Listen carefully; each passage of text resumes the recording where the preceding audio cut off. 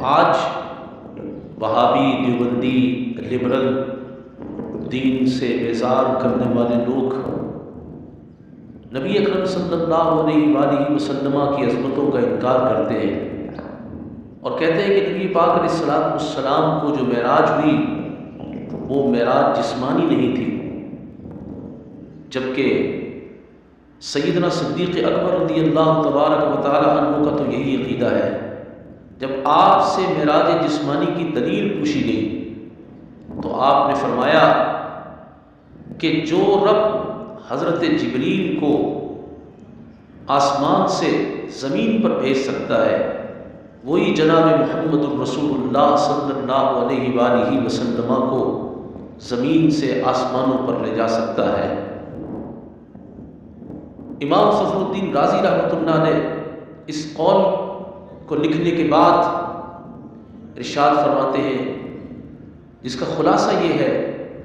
کہ جو رب عالم ملکوت سے جبریل علیہ السلام کو اس عالم میں بھیج سکتا ہے وہی رب نبی اکرم صلی اللہ علیہ وآلہ وسلم کو اپنی قدرت سے اس عالم جسمانیت سے اپنے جسم کے ساتھ اپنی بارگاہ میں بلا سکتا ہے۔ تو جو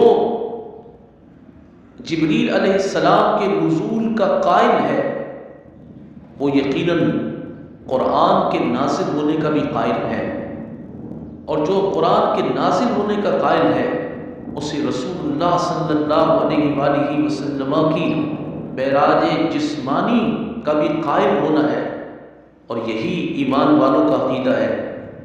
جو رسول اللہ کے جسمانی معراج کا منکر ہے وہ قرآن کے نزول کا بھی منکر ہے، جبریل علیہ السلام کے نزول کا بھی منکر ہے۔ لہٰذا مسلمان کا تو یہ عقیدہ ہے کہ جو جبریل علیہ السلام کا نوری وجود ہے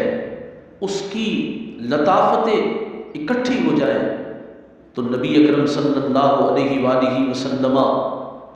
کے جسم نازنین کی لطافت اس سے کہیں زیادہ ہے، کیونکہ کائنات کی سب سے لطیف شے ہی نبی اکرم صلی اللہ علیہ وآلہ وسلم کا جسم نازنین اقدس ہے۔ نبی اکرم صلی اللہ علیہ وآلہ وسلم کی لطافت جبریل علیہ السلام کے مقابلے پر کیسی ہے؟ مولانا روم فرماتے ہیں کہ ہزاروں جبریل اپنی لطافت کے ساتھ جمع ہو جائیں تو نبی اکرم صلی اللہ علیہ وآلہ وسلم کی لطافتوں کا مقابلہ نہیں کر سکتے، بس حضور ہم پہ ایک نگاہ کرم فرما دیں۔ تو مسلمانوں کو چاہیے کہ عقیدہ یہی رکھیں کہ اللہ رب ذوالجلال نے اپنے حبیب مکرم صلی اللہ علیہ وآلہ وسلم کو جو معراج عطا فرمائی وہ روحانی بھی ہے اور جسمانی بھی ہے۔ اللہ کے حبیب صلی اللہ علیہ وسلم نے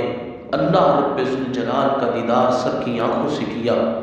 اللہ تعالیٰ اپنے محبوب صلی اللہ علیہ وآلہ وسلم کی تعظیم، توقیر اور ادب والا عقیدہ ہی ہمیشہ ہمیں اور ہماری نسلوں کو نصیب فرمائے۔ Don't forget to